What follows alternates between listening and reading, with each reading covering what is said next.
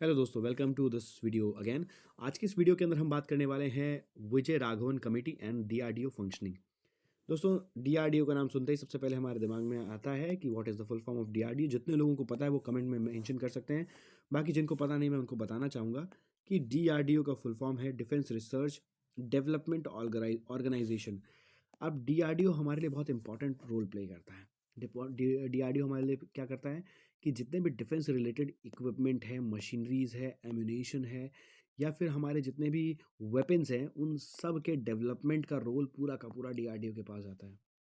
अब डीआरडीओ का अगर ये रोल है, तो ये विजय राघवन कमेटी क्या है? विजय राघवन कमेटी बेसिकली 9 लोगों का एक पैनल बनाया गया है, 9 लोगों के मेंबर्स का एक पैनल बनाया है, जिसके चलते डीआरडीओ के फंक्शन को रीस्ट्रक्चर किया जाएगा और साथ-साथ में उसको रीडिफाइन किया जाएगा। बहुत इंपॉर्टेंट है क्योंकि डीआरडीओ जब से बना है, तब से एक सेट ऑफ पैटर्न पे काम कर रहा होगा। बट आज जो टेक्नोलॉजी है, आज जो हमारे पास में रिसोर्सेज अवेलेबल हो चुके हैं, आज जो हमारे पास चीज़ें अवेलेबल हैं, उन सभी चीज़ों के चलते चीज़ों को रीडिफाइन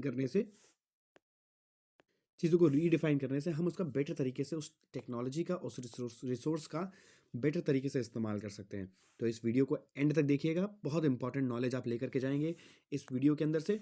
और आशा करता हूँ कि आज जो हम लोग यहाँ पे चीज़ें बताएंगे वो आपके किसी ना किसी एग्जाम पॉइंट ऑफ व्यू से आपके लिए हेल्पफुल रहें, और जिस भी आप एग्जाम के लिए प्रिपरेशन कर रहे हैं उसमें आपको बहुत बड़ा रोल प्ले करके देगा। तो अगर जीएस पेपर 3 के हिसाब से, यूपीएससी के जीएस पेपर 3 के हिसाब से आप देखें तो बहुत इंपॉर्टेंट टॉपिक है।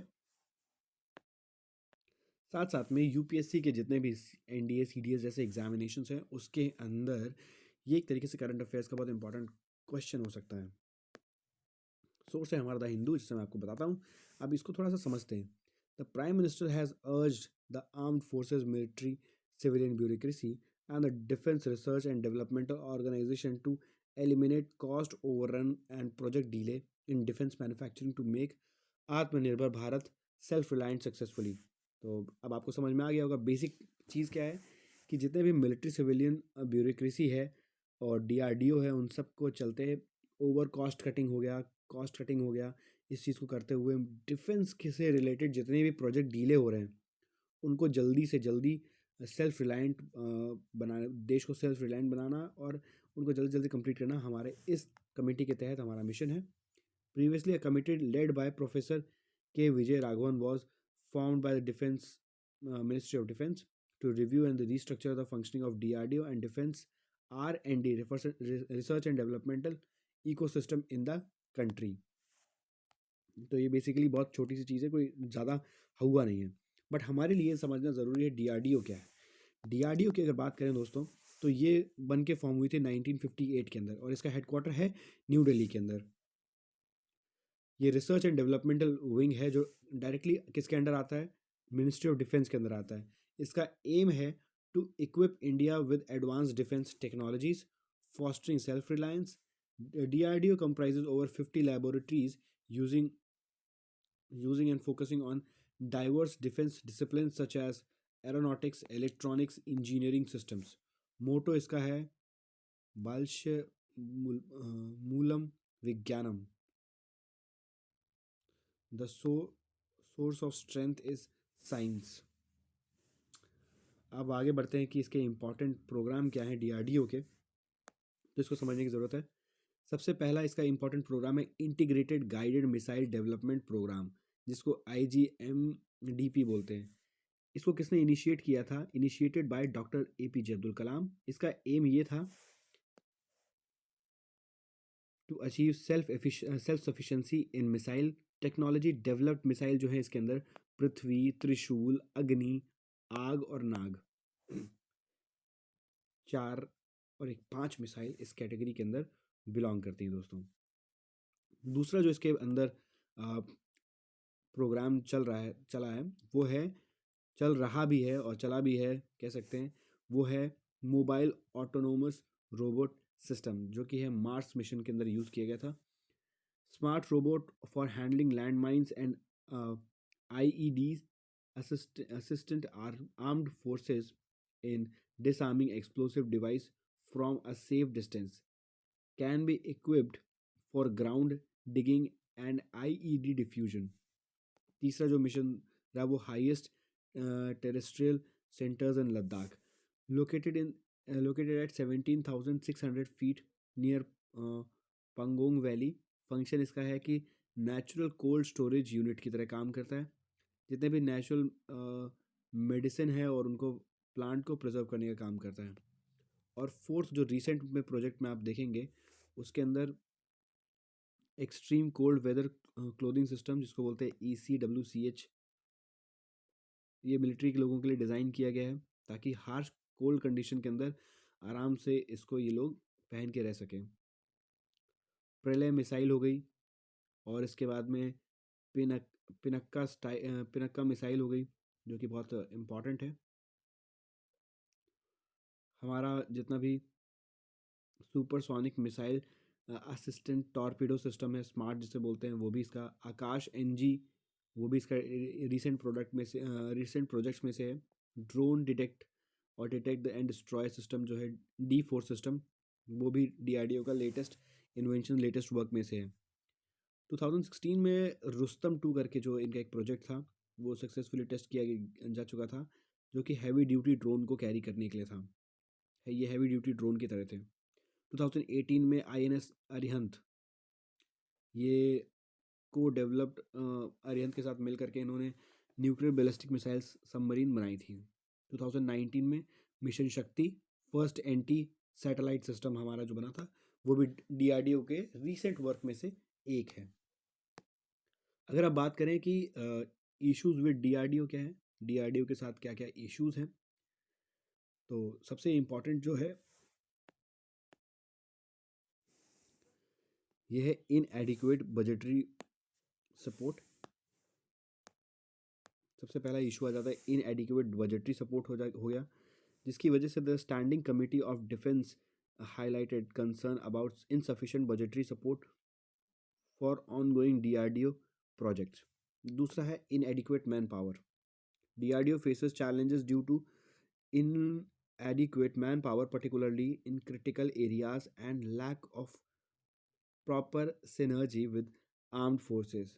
तीसरा है cost escalation and delay।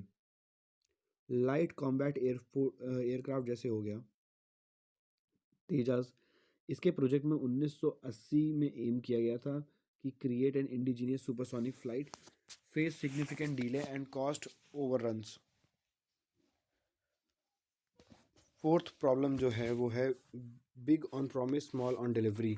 DRDO has been criticized for making significant promises but delivering less.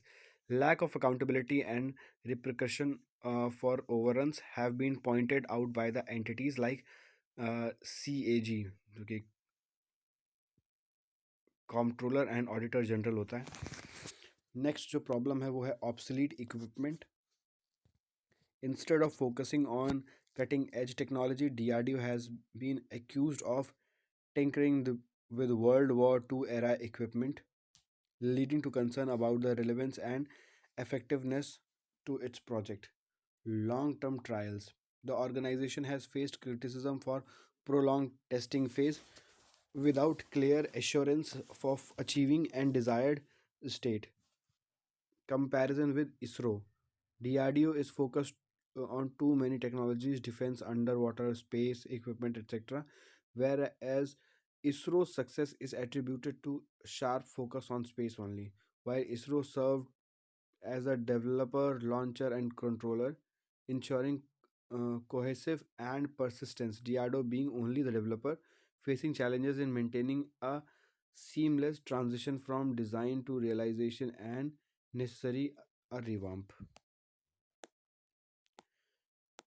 अगर बात करी जाए की features made by the Vijay Raghavan committee on DRDO, उसके लिए उन्होंने बताया कि सबसे पहले एक स्ट्रक्चरल चेंज होना चाहिए इसके अंदर, formation of defence technology council DTC जिसको बोलेंगे, और headed by mister prime minister Narendra Modi with defense minister and national security advisor as a vice president of that. DTC to determine the country's defense technology roadmap, decide on major project and their execution. Creation of separate department under the defense ministry, Department of Defense Science, Technology and Innovation. to promote defense R&D in the academic and startup ecosystem, serving as the secretariat for DTC.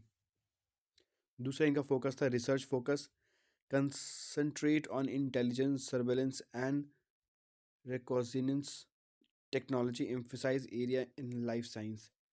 तीसरा था human resource को, hire 100 graduates from the campus on contract every year, strengthening DRDO's lateral entry program, reduce the median age of median age of DRDO to 35. Laboratories, restructure 41 DRDO labs into 10 national labs, distribute in Delhi, Bangalore 2, Hyderabad 2, Pune, Chennai, Dehradun, Visakhapatnam and Chandigarh. अब इसी से related जो इसमें था कुछ और suggestions थे इनके पास में, वो ये थे कि DRDO को इम्प्रूव करने के लिए इनको क्या करना, रीस्ट्रक्चर कर देना चाहिए. 2007 के जो ये कमेटी बनी थी P. Rama Rao के अकॉर्डिंग, इन्होंने कहा था advocate a learner organization with a commercial arm for profitability and the project completion efficiency. Former DRDO chief VK Sarswat suggested that the establishment of a defense technology commission and more significant role for DRDO in selecting production partner. The organization's 2021 HR policy focus on knowledge sharing, open book management and participative management, making marking positive forward step. तो दोस्तों ये हमने आज के इस video के अंदर देखा सुना कि कैसे DRDO हमारे लिए चीज़ों पे वर्क करता है और उसको क्या क्या चैलेंजेस फेस करने पड़ते हैं, और जो विजय राघवन कमेटी है उन्होंने कितने अच्छे अच्छे सजेशंस दिए हैं कि अगर हम लोग इम्प्लीमेंट करते हैं तो कहीं ना कहीं DRDO का जो फंक्शनिंग है, DRDO का वर्किंग है, DRDO की स्ट्रक्चर है, उसको रीडिफाइन किया जाएगा और उसके चलते बहुत जल्दी रिजल्ट को पाया जा सकता है. टेक्नोलॉजी के फील्ड में डिफेंस को और इक्विप्ड करने में काफ़ी ज़्यादा हेल्पफुल और बेनिफिशियल रहेगा. Thank you very much for watching this video till the and. मिलते हैं नेक्स्ट वीडियो के अंदर, और नेक्स्ट वीडियो में इसी तरीके से करंट अफेयर से रिलेटेड कुछ ना कुछ इंपॉर्टेंट हम डिस्कस करेंगे. Bye bye, see you soon.